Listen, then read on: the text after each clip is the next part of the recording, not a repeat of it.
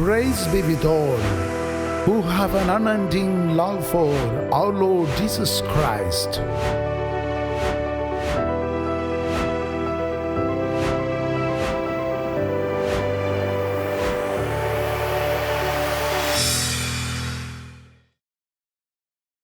सबको जय यीशु और डिवाइन ग्रेस आश्रम में आप सबका हार्दिक स्वागत है। एक बार ताली बजाते हुए एक दूसरे का स्वागत करें। हालेलुया। यीशु की स्तुति हो, यीशु की महिमा हो। ईश्वर कैसा आराधना चाहते हैं? आत्मा और सच्चाई से। आत्मा और सच्चाई से हम आराधक बन जाए, ये ईश्वर चाहता है। Hallelujah, hallelujah. यीशु की स्तुति हो, यीशु की महिमा हो। तो जैसे हम बोल रहे थे कि ये जो आराधना का भाव जिसमें ईश्वर हमें ले जाना चाहता है और उस आराधना के लिए प्रभु ही स्वयं इस धरती पर अवतरित हुए हैं, इसी को हम मनाने जा रहे हैं। क्रिसमस के दौरान इस बात को हम हृदय से लगाते हैं कि ईश्वर मनुष्य बन गया है ताकि जो सच्ची आराधना है वो पूर्ण हो जाए। हालेलुया। तो कौन सी आराधना है? आत्मा और सच्चाई में आराधना करने के लिए, जिसे योहन उसे बताते हैं। और लूकस के सुसमाचार में हम देख पाएंगे जिस तरह से वहाँ गडरिये उनको संदेश देते हुए स्वर्गदूत उनको आराधना सिखा भी रहे हैं कैसे आराधना करनी चाहिए। ये सचमुच में उन चरवाहों के मुंह में स्वर्गदूत शब्द दे रहे हैं कि कैसे आराधना करनी चाहिए, कौन सी शब्दों से आप ईश्वर की आराधना करें। जब आप जाएंगे चरनी में, यीशु को देखेंगे तो आप क्या बोलेंगे, इसके लिए भी ईश्वर उनको शब्द दे रहे हैं। हम वचन में पढ़ते हैं, स्वर्गदूत विशाल समूह में दिखाई देते हुए उनसे कहते हैं, सर्वोच्च स्वर्ग में ईश्वर की महिमा प्रकट हो और पृथ्वी पर उसके कृपा पात्रों को शांति मिले। आराधना का शब्द चरवाहों के मुंह में स्वर्गदूत दे रहे हैं। जब आप जाएंगे वहां मिलेंगे तो आप आराधना करना। यदि आपके पास शब्द नहीं है तो स्वर्गदूत उनको शब्द दे रहे हैं, सर्वोच्च स्वर्ग में ईश्वर की महिमा हो और पृथ्वी पर उसके कृपा पात्रों को शांति मिले। स्वर्ग में ईश्वर की महिमा और पृथ्वी पर मनुष्यों को शांति, यही आराधना है। Hallelujah, hallelujah. ईश्वर की महिमा होती रहे और इस पृथ्वी पर शांति बनी रहे, यही ईश्वर का पुत्र आगमन, इस धरती पर आने का एक बड़ा लक्ष्य, ताकि ईश्वर की महिमा बारंबार होते रहे। Hallelujah, hallelujah. और इस धरती पर शांति छाई रहे, शांति छाई रहे। सारे पृथ्वी के मनुष्य कुल को ये शांति अनुभव कर पाए, यही ईश्वर का मकसद था। हालेलुया। ये स्तोत्र ग्रंथ अध्याय 47, स्तोत्र ग्रंथ अध्याय 47 शायद इस जाड़े के मौसम के लिए ही लिखा गया जैसे लग रहा है, ठंड के मौसम के लिए लिखा गया जैसे लग रहा है। फादर ऐसे क्यों बोल रहे, अभी सोचेंगे, एक बार उसको पढ़ने से आपको समझ में आएगा। स्तोत्र ग्रंथ 47 47 वर्स 1, 2 ही से शुरू होता है। जब पढ़ूंगा तो आपको समझ में आने जल्दी याद आ जाएगा। समस्त राष्ट्रों तालियां बजाओ और उल्लसित होकर ईश्वर का जयकार करो। फिर से, समस्त राष्ट्रों तालियां बजाओ और उल्लसित होकर ईश्वर का जयकार करो। ये कैसे ठंडा का मौसम के लिए कैसे? हाँ, आपके बीच में समझदार भी लोग हैं, तो जब हम पढ़ेंगे तो आप उसका प्रतिक्रिया देंगे। समस्त राष्ट्रों, जब तालियां बजाओ तो आपको ताली बजाना पड़ेगा, ठीक है? ताली बजाएंगे। हाँ, जो बाइबल आपकी गोद में है उसको गिरने न दिए ना, ठीक है? ताली बजाते हुए याद रखिएगा। समस्त राष्ट्रों तालियां बजाओ। हाँ, हम समझ सकते हैं जो ठंडे में यदि आप चूल्हा भी जलाने जाएंगे तो आपको बहुत कठिन, आजकल तो गैस हो गई इसलिए प्रॉब्लम नहीं है। जो पहले लकड़ी वाला चूल्हा है तो उसको जलने में थोड़ा समय लगता है, पहले थोड़ा सा धुआं निकलता है, फिर हम फूंक फूंक के उसमें आग आ जाता है। आपकी ताली भी कुछ इस तरह से है, पहले थोड़ा इधर उधर उधर उधर, फिर बढ़ते बढ़ते तालियां बढ़ जाता है। आपका हाथ गर्म हुआ, वो इतने में गर्म हो गया है? जो कुछ भी पूछा जाता है हाँ बोल देते हैं इतना में तो किसी का हाथ गर्म इतना जल्दी नहीं होगा। Hallelujah, hallelujah. तो अब जब वचन पढ़ते हैं समस्त राष्ट्रों तालियां बजाओ, तो आपको ताली बजाना है और उल्लसित होकर ईश्वर का जयकार करो। तो आप क्या करेंगे? उल्लसित होते हंसेंगे ना, कम से कम मुस्कुराहट तो देंगे ना। हैं, इतना दूर से आप लोग आए हैं, कौन सा गुस्सा पकड़ के रखेंगे, कम से कम मुस्कुराहट तो दे पाएंगे ना। उल्लसित होकर ईश्वर का जयकार करो। अब जयकार करने के लिए हम हालेलुया ही वो बोलने से जयकार हो जाएगा। हाँ, ईश्वर की महिमा करने के लिए हालेलुया बोलेंगे। तो कैसे करेंगे? जब मैं पढ़ूंगा तो आप लोग इसका एक्शन करेंगे, है ना। समस्त राष्ट्रों, हाँ, ऐसे तो आपका खाना पकते पकते 2 बज जाएगा। इस चूल्हे में आग पकड़ते पकड़ते थोड़ा समय लग सकता है। हालेलुया, जोर से बोलिए हालेलुया। 2 बार ऐसे ऊंचे आवाज में बोलने से ही मेरे को अभी स्वेटर का ये जो जैकेट का सिप खोलना ही पड़ेगा, उतना जल्दी है। तो इस तरह का आप ताली बजाएं कि आप जल्दी ही गर्म हो जाए। इस ठंडे के मौसम में प्रभु को स्तुति गान महिमा करते हुए अपने आप को ईश्वर के उस आत्मा, उस सत्य तक पहुंचाने के लिए हमें कृपा मिल जाए। तो बोलिए समस्त राष्ट्रों तालियां बजाओ और उल्लसित होकर ईश्वर का जयकार करो। ताली भी बजाएंगे तो आपका उल्लास और प्रकट हो जाएगा, है ना। तो ताली बजाते हुए हालेलुया बोलेंगे और उल्लसित आप प्रकट करेंगे। ये नहीं है कि आप मजबूरी में हालेलुया, वो नहीं है, वो नहीं है। समस्त राष्ट्रों तालियां बजाओ और उल्लसित होकर ईश्वर का जयकार करो। हालेलुया। उसमें तो तालियों की आवाज तो बहुत धीमी हो गया है। हालेलुया बोलते हुए एनर्जी उसमें चला गया, ताली बजाने का आवाज कम हो गया। और जोर से समस्त राष्ट्रों तालियां बजाओ, उल्लसित होकर ईश्वर का जयकार करो। हालेलुया। अब थोड़ा सा लगा, ठीक है, कम से कम 1:30 बजे तक हम लोग खाना खाने के लिए इंतजार कर सकते हैं। इतने में चूल्हा तो शायद गर्म हो ही सकता है। Hallelujah, hallelujah. तो हम लोग इस क्रिसमस की अवधि में, विशेष रूप से इस आगमन की अवधि में, ईश्वर जो भला कार्य मनुष्य के लिए कर दिया है, ईश्वर का आगमन विशेष रूप से हम देखते हैं कि उनका एक बार आगमन हो चुका है। इतिहास में एक आगमन हो चुका है। ये कोई काल्पनिक कथा नहीं है, कोई मिथ नहीं है। इस धरती पर इतिहास में उनके साथ जीवन बिताने वाले लोग ये साक्ष्य दिया है कि ये सचमुच में हो चुका है। इतिहास में उनका आगमन हो चुका है। ये भूतकाल में हम लोग उनका आगमन देख चुके हैं। वह सचमुच में इस धरती पर आ गए हैं और आज भी वह अवतरित हो रहा है। उनका आगमन आज भी हो रहा है और हम विश्वासी ख्रिस्तीय इसके साक्षी है कि ईश्वर हमारे बीच में अवतरित होते हैं। उनका आगमन हम देखते हैं, अनुभव करते हैं। हालेलुया। यदि आप सहमत है तो जोर से हालेलुया बोलिए। हालेलुया।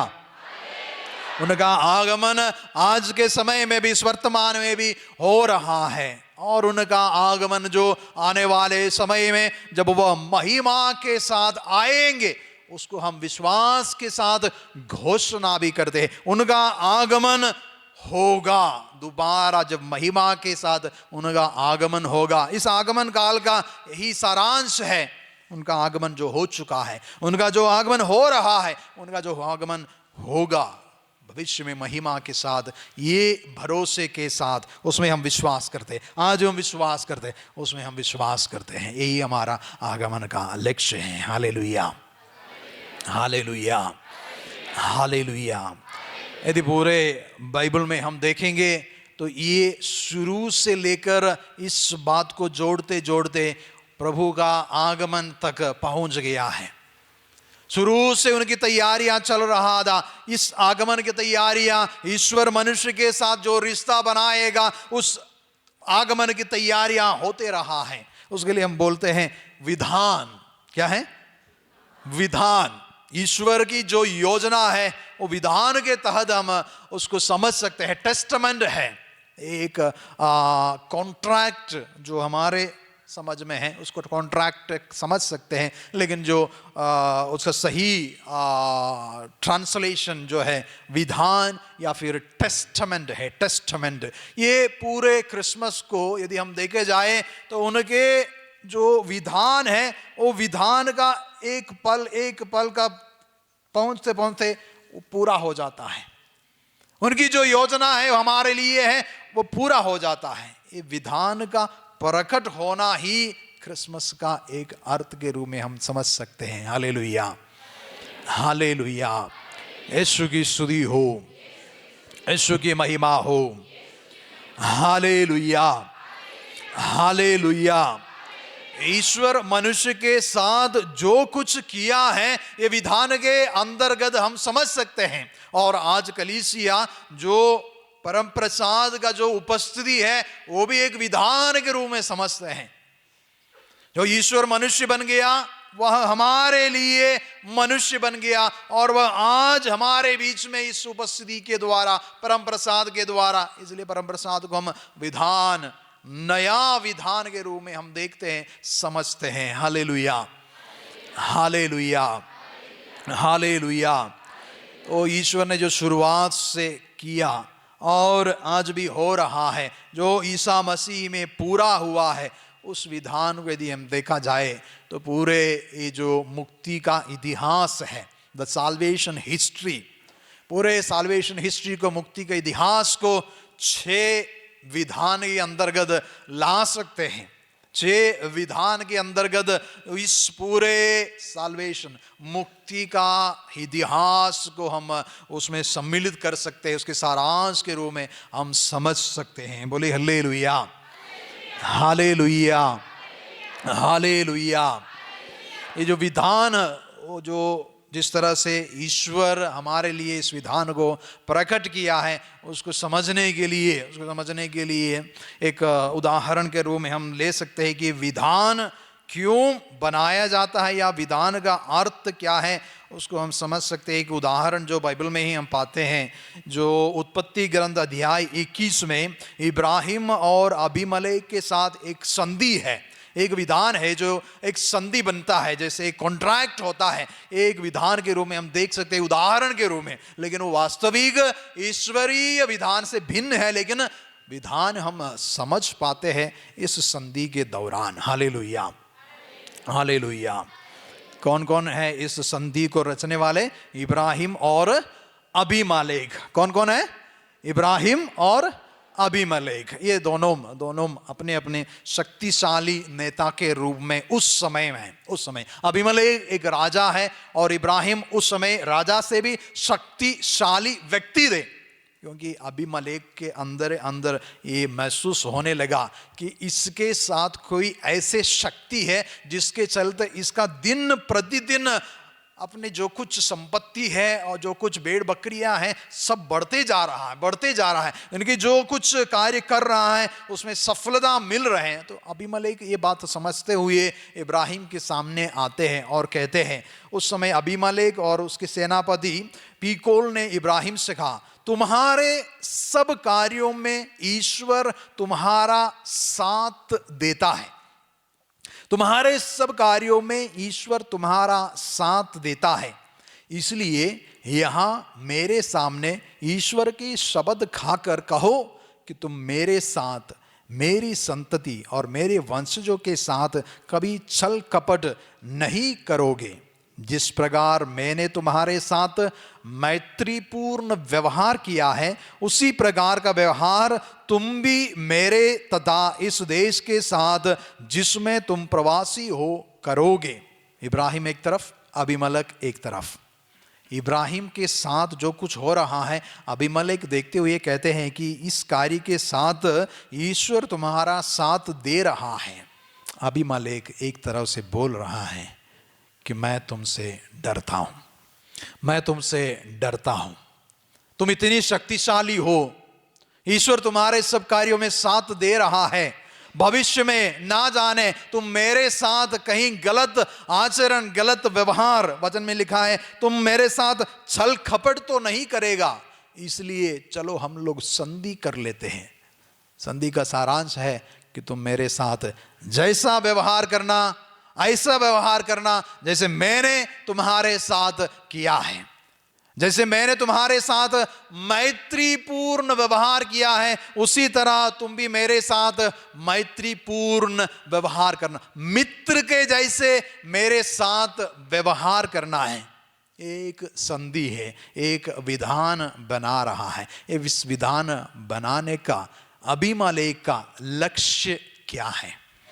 अबीमेलेक इस संधि बना रहा है, इसका बैकग्राउंड आपको समझ में आ गया कि उनके साथ मैत्रीपूर्ण मित्रता, मित्र के रूप में अबीमेलेक ने व्यवहार किया है, क्योंकि अबीमेलेक के देश में इब्राहिम प्रवासी के रूप में रह रहा है, उनके लिए सब कुछ मित्र के रूप में दे दिया है। अब मैं देखता हूं कि तुम्हारे साथ ईश्वर कार्य कर रहा है, ना जाने कल तुम मुझसे भी शक्तिशाली बन जाओगे और तुम मेरे साथ उल्टे व्यवहार तो नहीं करोगे, इसलिए अब संधि करो, तुम मेरे साथ हमेशा मित्र बने रहोगे। एक मनुष्य और मनुष्य के बीच में जो संधि है, उसका सारांश है मित्रता के लिए संधि कर रहा है। इब्राहिम और अबीमेलेक संधि कर रहा है मित्रता को बनाए रखने के लिए। Hallelujah, hallelujah, hallelujah. विधान बनाने का जो बैकग्राउंड है मनुष्यों के बीच में, उदाहरण के रूप में हम देखते हैं कि वह डर से उत्पन्न हुआ एक विधान है। अबीमेलेक इब्राहिम से कहीं ना कहीं डर रहा है, इसलिए क्या चाहते हैं कि हम मित्र बन जाएंगे ताकि तुम मेरे साथ किसी भी तरह का छल कपट, गलत आचरण नहीं करें। एक विधान है, एक संधि है, लेकिन उसके पीछे छुपा हुआ उसका जो कारण है वह किसी न किसी तरह के डर के मारे मित्रता का बनाने के लिए। यदि जब ईश्वर मनुष्य के साथ विधान रच रहा है, यदि ईश्वर मनुष्य के साथ विधान बना रहे हैं, तो क्या ईश्वर डर के मारे विधान बनाएंगे? ईश्वर डर के मारे तो विधान नहीं बनाना है, क्योंकि ईश्वर किससे डरेंगे? ईश्वर तो किसी तरह मनुष्य से डरना नहीं है। इसलिए जब ईश्वर मनुष्य के साथ विधान रच रहा है तो उसका मतलब कुछ और है। यदि ईश्वर मनुष्य के साथ विधान में अपने आप को भागी बना रहे हैं, दो व्यक्ति को जरूरी है, संधि में दो पार्टी होना जरूरी है, दो भाग होना चाहिए। उसके लिए यदि ईश्वर एक तरफ से आ रहा है और दूसरी तरफ मनुष्य है, तो उसका लक्ष्य डर नहीं है, डर से बढ़कर है। माने डर उसका कोई भी आधार नहीं बनता है, उसका कोई लॉजिक नहीं रहता है कि ईश्वर डर के साथ मनुष्य के साथ संधि किया, ऐसा नहीं है। तो उसका जो रहस्य समझने के लिए, उसका जब रहस्य समझने के लिए हमें ये विधान का दो बातों को हमें समझना है। जिस तरह से मैंने कहा कि किस तरह से मनुष्य मनुष्य के साथ संधि करता है, उसमें कई कई कारण आ जाता है। जैसे हम लोग कॉन्ट्रैक्ट देते हैं, मकान बनाने का कॉन्ट्रैक्ट देते हैं, या फिर किसी भी तरह का आप टीचर एक स्कूल में रखा जा रहा है, आपके साथ कॉन्ट्रैक्ट साइन किया जाता है, ये सब एक कॉन्ट्रैक्ट है। उसका लक्ष्य बाद में है, हमें मालूम है कि क्यों ये कॉन्ट्रैक्ट साइन किया जा रहा है। यदि ये कंप्लीट नहीं होगा तो क्या होगा, यदि ये बीच में छोड़ के जाएगा तो क्या होगा, ये सब कॉन्ट्रैक्ट के पीछे छिपे हुए मकसद है। लेकिन ईश्वर यदि विधान बना रहा है तो उसका मकसद, मैंने कहा कि कुछ और है। और दूसरी बात विधान को समझने के लिए, विधान में हमेशा, संधि में हमेशा दो बातें होती हैं। एक वो है कि एक प्रतिज्ञा है। दूसरी बात है कि वह एक कंडीशन है, एक शर्त रखे जाते हैं। दो बातें हैं, क्या क्या है? एक विधान में एक प्रतिज्ञा है, विधान में एक क्या है? प्रतिज्ञा है, और दूसरी बात शर्त है। पहली बात याद आएगा तो दूसरी बात अपने आप में आ जाएगा। प्रतिज्ञा और शर्त को समझने के लिए सबसे पहले मैंने कहा कि छह विधान पूरे बाइबल में हम देख सकते। बहुत सारे विधान हैं, लेकिन ये जो ईश्वर मनुष्य के साथ जो सबसे बड़ा विधान के रूप में किया है, उसके बैकग्राउंड के रूप में यदि देखा जाए तो 5 इसके साथ मिलाते हुए 5 प्रतिज्ञाएं हैं। एक बार हम उसको समझते हैं कि कौन कौन सी प्रतिज्ञाएं यदि आप याद रखेंगे तो बहुत जल्दी ही आपको ये विधान की बातें जल्दी ही समझ में आएगा। यदि आप में से कोई जो पहले ही सुन चुके हैं तो आप बता सकते हैं कौन कौन सी प्रतिज्ञाएं हैं या विधान ईश्वर मनुष्य के साथ कर चुके हैं जो हम वचन में पाते हैं। कौन कौन सी विधान हैं? आपको याद है कोई ना कोई विधान? टेस्टामेंट, ईश्वर मनुष्य के साथ संधि किया है, कोई ऐसी संधि के बारे में आपको याद है? लीजिए, पहला ईश्वर आदाम के साथ एक प्रतिज्ञा। हाँ, सब लोग मुझे ऐसे घूर के ये कब किया बोल के, ये कब किया है बोल के हम इसमें आएंगे कैसे एक विधान बनता है। तो सबसे पहला जो विधान है वो मनुष्य के साथ ईश्वर जो करता है आदाम के साथ करते हैं, और जो दूसरा है इब्राहिम से पहले, आदम के बाद, उससे पहले विधान का चिन्ह आसमान में दिखाई देगा बोल के कुछ है। हाँ, नूह के साथ। एक बार ताली बजाएंगे, प्रभु को धन्यवाद दें। हाँ, तब तो आपका खाना भी 2 बजे के बाद भी नहीं बनेगा, इस तरफ आप ताली बजाएंगे तो।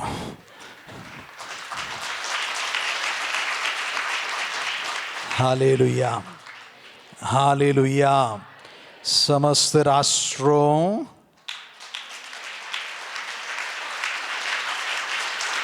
और उल्लसित होकर ईश्वर की, अब जयकार ने तो सुनाई नहीं दिया। समस्त राष्ट्रों और उल्लसित होकर ईश्वर की जयकार करो। हालेलुया। एक हालेलुया के साथ हालेलुया जोड़ सकता है, अपने से हालेलुया नहीं निकल रहा है। Hallelujah, hallelujah, hallelujah. अब याद रखिए कि हम जो शुरुआत किए हैं वो आराधना से शुरुआत किए हैं, वो आराधना तक हमें पहुंचना है। यदि आप लोग जल्दी जल्दी साथ देंगे तो हम आराधना तक पहुंच जाएंगे, नहीं तो आप हालेलुया में ही रह जाएंगे। Hallelujah, hallelujah.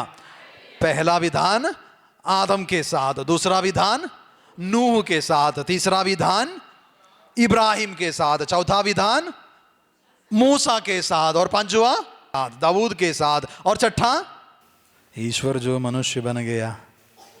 हाँ, यीशु ही एक विधान बन गया, उसमें हम लोग पहुंचे। यीशु ही एक विधान बन गया, वही हम क्रिसमस मना रहे हैं। इसलिए मैंने ये विधान के बैकग्राउंड में ये जो विधान जो मनुष्य बन गया, स्वयं मनुष्य बन गया ताकि ईश्वर मनुष्य से मेल करे, ताकि मनुष्य ईश्वर की महिमा करे, ताकि मनुष्य ईश्वर की महिमा और आराधना कर पाए, एक वहां तक पहुंच जाए। Hallelujah, hallelujah. इसका एक और तरह से हम समझ सकते हैं, जिस तरह से ये विधान की जो श्रेणी है, इसका जो ग्रेड बढ़ते बढ़ते जाते हैं, उसको भी आप समझ सकते हैं। जिस तरह से आदम के साथ जो विधान है, एक अकेला व्यक्ति है ना, एक अकेला व्यक्ति है, उसके साथ ईश्वर संधि, ईश्वर विधान रचता है, उनके साथ ईश्वर ने ये बातें प्रतिज्ञा के रूप में देते हैं और एक शर्त भी रखते हैं एक व्यक्ति के साथ। उसके आगे कौन सा विधान है? उसके आगे कौन सा विधान है? नूह के साथ। कितने लोग हैं? नूह और उसके परिवार है। तो मान लीजिए वो यदि एग्जैक्ट नंबर पूछा जाए तो 8 लोग हैं, 8 लोग हैं। संत पेतरुस इसके बारे में बताते जो उस जल से होकर 8 जन जो निकले थे। तो एक ग्रुप है, एक परिवार है। पहला एक व्यक्ति के साथ था, दूसरा एक ग्रुप के साथ, एक परिवार के साथ हो रहा है। अब इसका जो लेवल देखिए, एक सिंगल इंसान, एक सिंगल मनुष्य और एक ग्रुप, और उसके बाद में कौन है? इब्राहिम। इब्राहिम एक वंश है, ए ट्राइब, पूरे ट्राइब के साथ इब्राहिम का जो वंश है उसके साथ ईश्वर विधान रचते हैं। तो कहां से कहां आ गया? एक मनुष्य से एक परिवार, एक परिवार से एक पूरा ग्रुप आ गया, एक ट्राइब आ गया। उसके बाद कौन सा विधान है?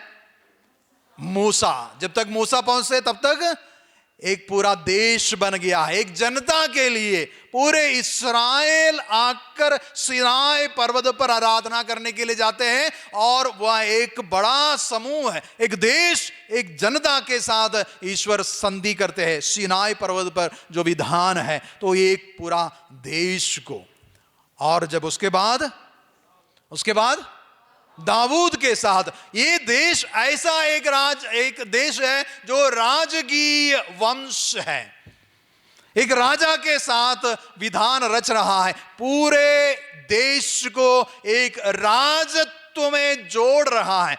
इसका मतलब आपको जब संत पेतरुस का वचन पढ़ते समय आपको पूर्ण रूप से समझ में है, आप एक राजकीय वंश है, आप एक राजकीय वंश है। आपके साथ ईश्वर ने यह विधान रचा है, एक मनुष्य, एक परिवार, एक ग्रुप, एक जनता, वह भी एक राजकीय वंश। और जो उसके बाद जो विधान, जो ईसा मसीह है, वह किसके साथ है?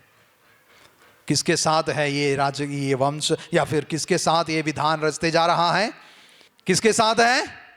समस्त लोगों के लिए, सारे मानव जाति को, सारे पृथ्वी पर शांति। कोई एक जनता के लिए नहीं, कोई एक समूह के लिए नहीं, एक परिवार के लिए नहीं, एक व्यक्ति के लिए नहीं, पूरे मानव समूह के साथ, पूरे मानव जाति के साथ ईश्वर यह विधान रच रहा है। ईश्वर मनुष्य बन गया है, मनुष्य कुल के साथ वह विधान रच रहा है। Hallelujah, hallelujah. इसमें से एक उदाहरण के रूप में हम लोग जो पहला विधान है उसको बस 2-3 एंगल से उसको देखने के लिए कोशिश करेंगे कि किस तरह से उसमें प्रतिज्ञा है और क्या है, शर्त है। ये दोनों बातें जो विधान के लिए बहुत जरूरी है, और इसके द्वारा कौन सी ऐसी रिश्ता जो मनुष्य के साथ ईश्वर बनाता है। मैंने कहा कि ये डर के कारण नहीं या फिर कोई अन्य मकसद से नहीं, बस एक ही बात के लिए शर्त, ये विधान रचे जा रहा है। और ईसा मसीह का मनुष्य बनने का भी रहस्य, उसका मकसद भी यही होगा जो सारे विधानों में ईश्वर उसमें सम्मिलित किया है। Hallelujah, hallelujah. यीशु की स्तुति हो, यीशु की महिमा हो। उत्पत्ति ग्रंथ अध्याय 1 पद संख्या 26, पेज नंबर 4, बाइबल का पहला ग्रंथ। उत्पत्ति ग्रंथ अध्याय 1 पद संख्या 26। ईश्वर का पहला विधान है, पहला विधान है। ये विधान के रूप इस वचन में हम नहीं देखते हैं, लेकिन अन्य नबियों के मुख द्वारा, जरमिया द्वारा और विधि विवरण ग्रंथ, अन्य किताबों से हमें मालूम पड़ता है कि जो आदम के साथ ईश्वर ने किया था सचमुच में एक विधान था। उस विधान के अंतर्गत क्या क्या प्रतिज्ञाएं ईश्वर मनुष्य को दे रखा है, और उस विधान से कैसा एक रिश्ता ईश्वर ने मनुष्य के साथ बनाया है जो आज भी बने हुए हैं। Hallelujah, hallelujah.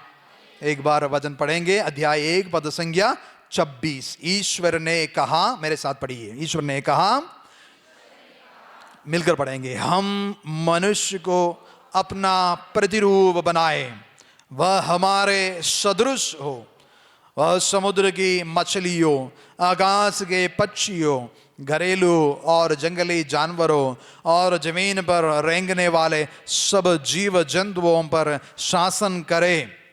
और उसके आगे और 2-3 बातें जो प्रतिज्ञाएं के रूप में ईश्वर आदम को बताते हैं, मैं पढ़कर सुनाता हूँ। वचन संख्या 27 में उसने उसे ईश्वर का प्रतिरूप बनाया, उसने नर और नारी के रूप में उनकी सृष्टि की। ईश्वर ने यह कहकर उन्हें आशीर्वाद दिया, फलो फूलो, पृथ्वी पर फैल जाओ और उसे अपने अधीन कर लो, समुद्र की मछलियों, आकाश के पक्षियों और पृथ्वी पर विचरने वाले सब जीव जंतुओं पर शासन करो। ईश्वर ने कहा, मैं तुमको पृथ्वी भर के बीज पैदा करने वाले सब पौधे और बीजदार फल देने वाले सब पेड़ देता हूं, वह तुम्हारा भोजन हो गया। मैं सब जंगली जानवरों को, आकाश के सब पक्षियों को, पृथ्वी पर विचरने वाले जीव जंतुओं को उनके भोजन के लिए पौधों को हरियाली देता हूं।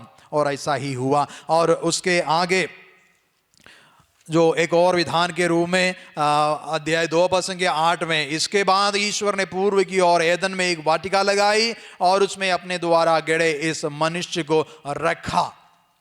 ये पूरे विधान में जो ईश्वर ने मनुष्य के साथ किया उसका विवरण है। जो प्रतिज्ञा मनुष्य के साथ ईश्वर ने किया है उसका विवरण है। ये जितने भी वचन मैं आपको पढ़कर सुनाया था यही प्रतिज्ञाएं हैं। तो एक एक करके हम जल्दी जल्दी देखेंगे। पहला जो प्रतिज्ञा है वह पहला वचन में है, हम मनुष्य को अपना प्रतिरूप बनाए, वह हमारे सदृश हो। हम मनुष्य को अपना प्रतिरूप बनाए और वह हमारे सदृश हो। सीधी सी बात। इसका अर्थ क्या है? प्रतिरूप बनाने का अर्थ क्या है? वो तो आप दूसरे शब्दों में कह दिया, कॉम्प्लिकेशन नहीं करना। प्रतिरूप बनाए, सीधी सी बात क्या है? आप लोग ये बात बताते भी है हर रोज। नवजात बच्चे को देखने के लिए जाते तो आप लोग हाथ में गोद में लेते हुए कहते, ओ तो पापा जैसे ही है, मम्मी जैसे ही है। बताते हैं कि नहीं बताते हैं? इसका अर्थ क्या है?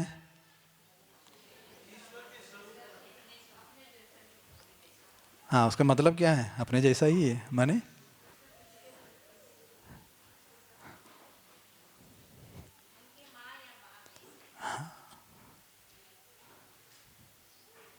तो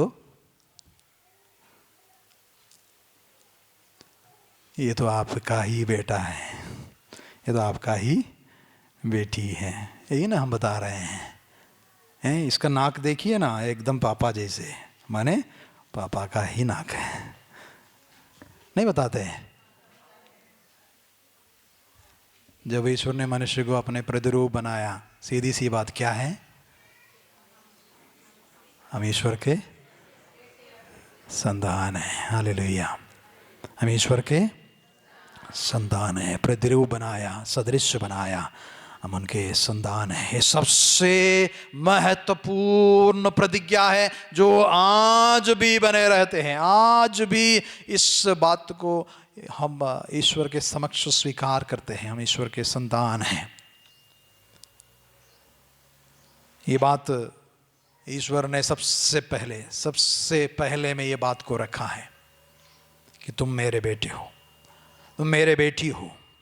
मनुष्य को अपना प्रतिरूप बनाए, वह हमारे सदृश हो। मैंने कहा जब ईश्वर मनुष्य के साथ संधि कर रहा है तो वह संधि का मतलब, मकसद सबसे पहला प्रतिज्ञा में जुड़ा हुआ है कि तुम मेरे साथ जब संधि में शामिल हो जाओगे तो तुम मेरे पुत्र बन जाओगे, तुम मेरी पुत्री बन जाओगी। Hallelujah, hallelujah. यदि ईश्वर मनुष्य बनने का त्योहार इस क्रिसमस के समय हम मना रहे हैं तो ईश्वर आपको यह प्रतिज्ञा याद दिला रहा है कि आप ईश्वर के संतान हैं, आप उनके प्रतिरूप में बनाए गए हैं, आप उनके ही पुत्र पुत्रियां हैं। Hallelujah, hallelujah. ईश्वर मनुष्य बनने का सबसे बड़ा अर्थ, ईश्वर मनुष्य के साथ विधान रचने का सबसे पहला महत्वपूर्ण मकसद लोगों को यह बताना चाहा कि तुम मेरे बेटे हो, तुम मेरी बेटी हो। Hallelujah, hallelujah, hallelujah. ये ईश्वर का प्रतिरूप, ईश्वर का सदृश का अर्थ है, एक प्रतिज्ञा है। ईश्वर जब इस विधान के साथ हमें प्रतिज्ञा दी गई है, तुम मेरे पुत्र हो, तुम मेरे पुत्री हो। Hallelujah, hallelujah. यीशु की स्तुति हो, यीशु की महिमा हो। दूसरा प्रतिज्ञा है, बहुत सारी प्रतिज्ञाएं पहले ही विधान के साथ ईश्वर हमारे लिए रख छोड़ा है। दूसरी प्रतिज्ञा है, वह समुद्र की मछलियों, आकाश के पक्षियों, घरेलू और जंगली जानवरों और जमीनों पर रेंगने वाले सब जीव जंतुओं पर शासन करे। मनुष्य को इस विधान के साथ साथ पृथ्वी के हर एक वस्तुओं के ऊपर ऐसा एक अधिकार दिया है। पृथ्वी के मकुट के रूप में, उनके शीर्ष के रूप में हमें बनाया है। उस पर अधिकार रखने वाले बहुत कम लोग इस अधिकार को यूज करते हैं, बहुत कम लोग इस अधिकार को यूज करते हैं। आप लोग सुने होंगे फ्रांसिस असीसी सब जब प्रार्थना करते हैं तो सारे जीव जंतु उनको सुनने के लिए आते हैं, मछली पानी के ऊपर भी आ जाते हैं उनको सुनने के लिए। संत अंतोनी जब वचन दे रहे थे तो सब रास्ते में जितने भी जो जानवर थे सब बड़े भक्ति भाव से खड़े हो जाते हैं। और कितने लोग, जैसे फ्रांसिस असीसी जो वुल्फ, जितने भी घूंघार भेड़िया, वो मेमने जैसे बन जाते हैं उनके सामने, क्योंकि हर एक मानव जाति के सिर पर ये आशीर्वाद, ये प्रतिज्ञा पड़ा हुआ है कि उन पर अधिकार करने के लिए, उन पर शासन करने के लिए ये हमें दिया हुआ है। जो व्यक्ति इसे स्वीकार करते हैं, जो व्यक्ति उसे पहचानते हैं, ईश्वर के साथ उस विधान के प्रवेश कर लेते हैं, उनका पूरा उपयोग उठाते हैं, वो ईश्वर के साथ उस अधिकार का भी प्रयोग करते हैं। Hallelujah, hallelujah. ये दूसरी प्रतिज्ञा है कि तुम सारे पृथ्वी के हर एक प्राणियों के ऊपर अपना अधिकार जताएगा। और जो तीसरी प्रतिज्ञा है, तीसरी प्रतिज्ञा के रूप में ईश्वर ने यह कहकर उन्हें आशीर्वाद दिया, गाना है ना, ईश्वर ने उन्हें यह कहकर आशीर्वाद दिया, फलो फूलो, पृथ्वी पर फैल जाओ और उसे अपने अधीन कर लो। फलने फूलने के लिए जो अधिकार, आशीर्वाद के रूप में संतान उत्पन्न करने के लिए ईश्वर ने अधिकार दिया है, संतान पुष्टि के लिए ईश्वर ने अधिकार रख छोड़ा है। एक प्रतिज्ञा के रूप में ईश्वर के साथ विधान में आने वाले हर एक व्यक्ति को फलने फूलने का अधिकार ईश्वर प्रदान करते हैं। Hallelujah, hallelujah. यीशु की स्तुति हो, यीशु की महिमा हो। हालेलुया। और आगे एक और अधिकार के रूप में, आशीर्वाद के रूप में प्रयोग करते हैं, मैं तुमको पृथ्वी भर के बीज पैदा करने वाले सब पौधों और बीजदार फलदार देने वाले सब पेड़ देता हूं। तुम्हारे लिए खाने का प्रबंध, तुम्हारे लिए सब कुछ इस पृथ्वी पैदा करेगा, तुम्हारे लिए फल फूल ये पृथ्वी लाएगा। एक तरह से देखा जाए तो तुम्हारे जीवन के लिए जो भी जरूरत है वह ईश्वर प्रदान करेगा। प्रतिज्ञा है, आशीर्वाद है। याद रखिए, हर एक प्रतिज्ञा जो विधान में दिए जा रहा है वो आज भी विद्यमान है, आज भी विद्यमान है। इसलिए जब ईश्वर की आराधना जो सचमुच में, जब ईश्वर की उपस्थिति सचमुच में हम मनाते हैं, अनुभव करते हैं, तो उस व्यक्ति के लिए सब कुछ का प्रबंध हो जाता है, सब कुछ का प्रबंध हो जाता है। Hallelujah, hallelujah. यीशु की स्तुति हो, यीशु की महिमा हो। हालेलुया। और आखिरी में उनको एक और प्रतिज्ञा के रूप में, जैसे मैंने आपको पढ़कर सुना था, एक वाड़िका लगाई और उनमें अपने द्वारा गढ़े इस मनुष्य को रख दिया। एदन वाटिका, ईश्वर की उपस्थिति, ईश्वर के साथ रहने वालों की देखभाल ईश्वर स्वयं करेगा। एदन वाटिका का मतलब है ईश्वर के साथ रहने वाले, उस विधान में भाग लेने वालों की रखवाली करने वाला ईश्वर स्वयं है। Hallelujah, hallelujah, hallelujah. इस बात को जब दाऊद समझ जाता है, अपने साथ किए हुए उस अधिकार को, उस विधान को समझ जाता है, तो वो सोचता है मैं किससे डरूं, मुझे कोई कुछ नहीं कर सकता, क्योंकि ईश्वर मेरी सुरक्षा करता है। शत्रु भले ही मेरे सामने आ जाए, लेकिन ईश्वर मेरा चरवाहा बनकर मेरा रखवाला, मेरा शक्तिशाली ईश्वर है, उस पर मेरा गढ़ है।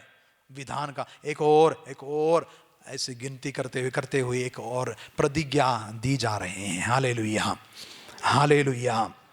यीशु की स्तुति हो, यीशु की महिमा हो। हालेलुया। विधान का पहला जो हिस्सा है वह प्रतिज्ञा है, जब दूसरी हिस्सा क्या है? शर्त है। एक कंडीशन भी उसके साथ रखा हुआ है। यदि ईश्वर आदम के साथ विधान रखते हुए प्रतिज्ञाएं इतने सारे उन्हें दे रखे हैं, तो उसके साथ साथ जो प्रतिज्ञा के साथ साथ जो शर्त रख गए थे वो कौन सा है? फल फूल, उसके बारे में जो लिखा गया है, जो फल फूल प्रभु ने कहा, प्रभु ईश्वर ने मनुष्य को यह आदेश दिया, तुम वाटिका के सभी वृक्षों के फल खा सकते हो, किंतु भले बुरे का ज्ञान के वृक्ष का फल नहीं खाना, क्योंकि जिस दिन तुम उसका फल खाओगे तुम अवश्य मर जाओगे। एक शर्त ईश्वर मनुष्य के साथ इस विधान के अंतर्गत, जो विधान के लिए बहुत जरूरी है, रख देता है कि तुम इस तरह का आचरण नहीं करोगे जो तुम्हारे लिए उचित नहीं है। ईश्वर जब कहता है कि तुम उस वृक्ष से फल नहीं खा सकते हो, तुम्हारे लिए जो जरूरत है उसको मैंने निर्धारित किया है, उसका यदि तुम ठीक ठीक पालन करोगे तो तुमको कोई और जरूरत नहीं पड़ेगा। तुमसे बस वह उचित व्यवहार ईश्वर चाहता है। यही एक शर्त जो ईश्वर विधान बनाते समय मनुष्य के लिए रख दिया था। मैंने शुरुआत किया था आराधना के साथ। हम आराधना के उस भाग में पहुंच रहे हैं जब ये शर्त को हम सचमुच में समझ जाएंगे। जब ये शर्त को हम सचमुच में जब समझ जाएंगे तो उस आराधना का मनोभाव हमें मिल जाएगा। क्योंकि ये जब प्रभु कहते हैं कि तुम इस प्रकार का उचित व्यवहार करो, तो उसका मतलब क्या है? उचित व्यवहार करो कहने का तात्पर्य क्या है? ईश्वर क्या कहना चाहते हैं मनुष्य से? तुम ये नहीं करो, इस तरह का आचरण नहीं करो जो तुम्हारे लिए उचित नहीं है। कहने का तात्पर्य है कि मैं जो तुमसे कहता हूं उसी को करो, मैं तुमको जो दे रहा हूं उसको ग्रहण करो। तुम अपने से सोच समझ के अपने लिए आदन वाटिका मत बनाइए। तुम अपने लिए अपने बुद्धि से, अपने सोच विचार से एक आदन वाटिका का सृजन मत करो। तुम्हारे लिए जो कुछ है इस प्रतिज्ञा में दिया गया है। जिस तरह से ईश्वर मनुष्य को अपना पुत्र पुत्री बना दिया है उसमें सब कुछ है, और उसके ऊपर से और भी वरदान दिए हुए हैं कि सारे पृथ्वी के हर एक वस्तुओं के ऊपर आधिपत्य, अधिकार दिया हुआ है। तुम उस पर शासन करोगे और तुम्हारे लिए सब कुछ फलदायक बन जाएगा। ये पृथ्वी तुम्हारे लिए सब कुछ उत्पन्न करेगा। तुम फल फूल खा सकते हो, उसका फल ग्रहण कर सकते हो।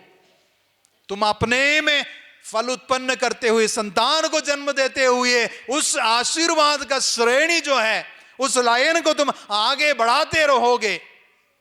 और उसके ऊपर से मैं तुम्हारे साथ रहूंगा, यह प्रतिज्ञा भी दी गई है। इन प्रतिज्ञाओं के अलावा तुम्हें और किसी बात की जरूरत नहीं है। इस बात को हम कहते हैं ईश्वर पर भरोसा करना। ईश्वर का शर्त का मतलब है ट्रस्ट इन द लॉर्ड। ईश्वर बस एक ही शर्त हमारे सामने रखा है, वह है ईश्वर पर भरोसा करो। तुम अपने से, अपने सोच विचार से, अपने बुद्धि से अपना परिवार का, अपने व्यक्तिगत जीवन का, अपने समाज का उद्धार नहीं, बल्कि तुम ईश्वर के दिए गए प्रतिज्ञाओं के अनुसार तुम इसका निर्माण करोगे। तुम अपने बुद्धि से नहीं, इसके लिए तुम्हें मुझ पर भरोसा रखना चाहिए। जब जो आखिरी विधान है प्रभु यीशु मसीह स्वयं प्रकट करते हैं, कहते हैं प्रभु यीशु मैं तुझ पर भरोसा करता हूं। आराधना का जो सच्चा भाव है, जो आराधना के लिए हम परम प्रसाद के सामने आते हैं, उसमें हम लोग यही प्रकट करते हैं, मैं तुझ पर भरोसा रखता हूं। यही एक आराधना है। एक आराधना के साथ साथ हम लोग ऐसे एक और अधिकार के प्राप्ति के लिए हम तैयार करते हैं, जो ईश्वर उस समय मनुष्य को देने के लिए वादा किया है। मनुष्य ईश्वर के साथ विश्राम में प्रवेश करेंगे। जिस तरह से ईश्वर ने सारी सृष्टि का पूरा सृष्टि कर्म कार्य पूरा करने के बाद 7वें दिन विश्राम किया। एक भरोसे का दूसरा एक चेहरा है, ईश्वर के साथ विश्राम करना, माने ईश्वर के साथ भरोसे में जीवन बिताना। Hallelujah, hallelujah, hallelujah.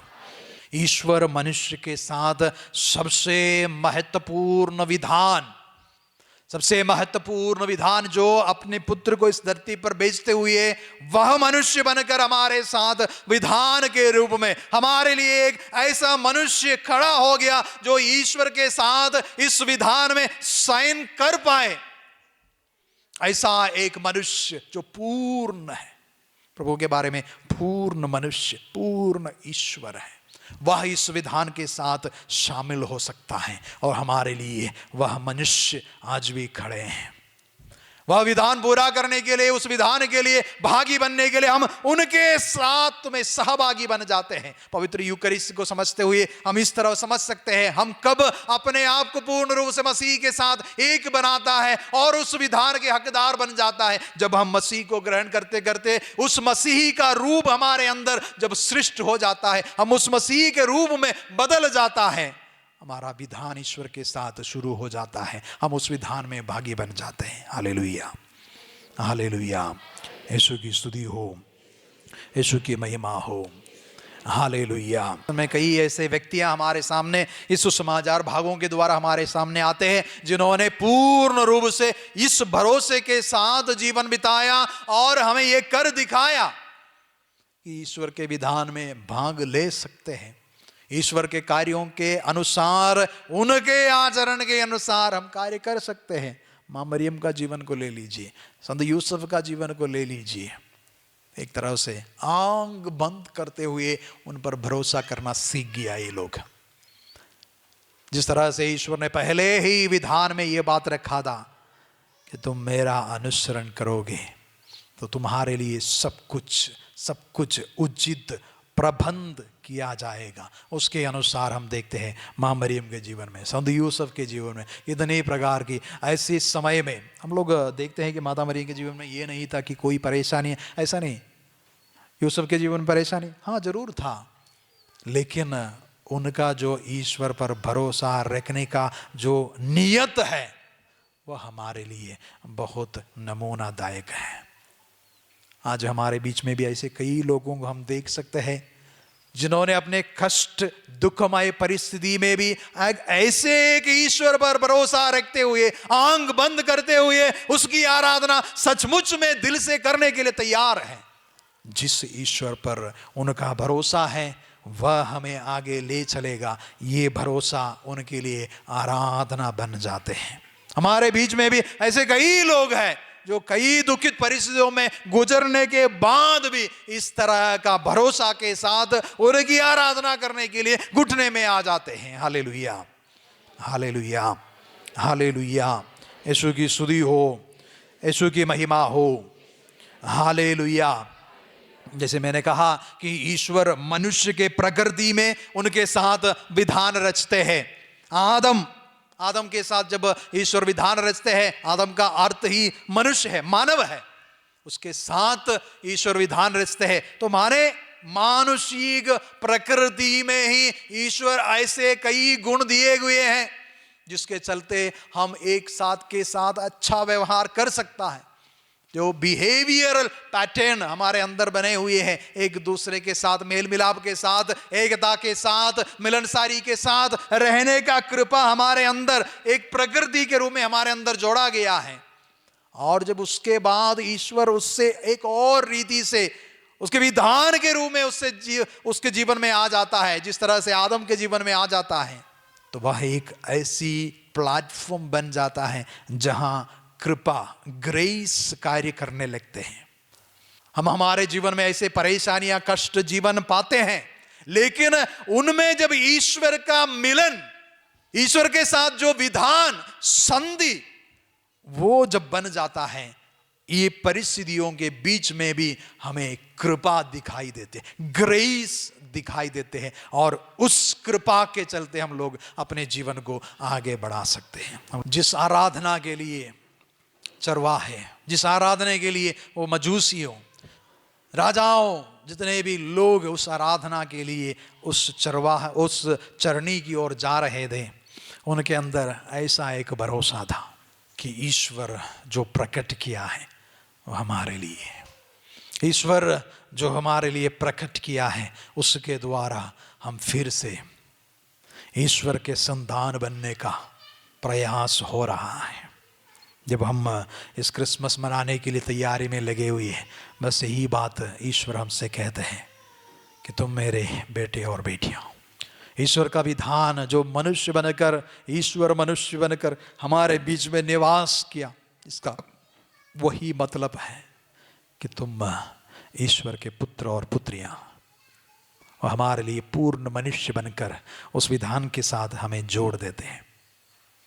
हम एक और बार उस वचन को दोहराते हुए, संत यूहन्ना जिस तरह से कहता है जो आराधना के बारे में, परंतु वह समय आ रहा है जब सच्चे आराधक आत्मा और सच्चाई से, ऐसे एक आत्मा जो ईश्वर का पुत्र हमें प्रदान किया है, ईश्वर पर पूर्ण भरोसा, चाहे वह क्रूस पर लटकते समय भी हो, ऐसा एक भरोसा, ऐसे एक आत्मा हमें प्रदान किया गया है।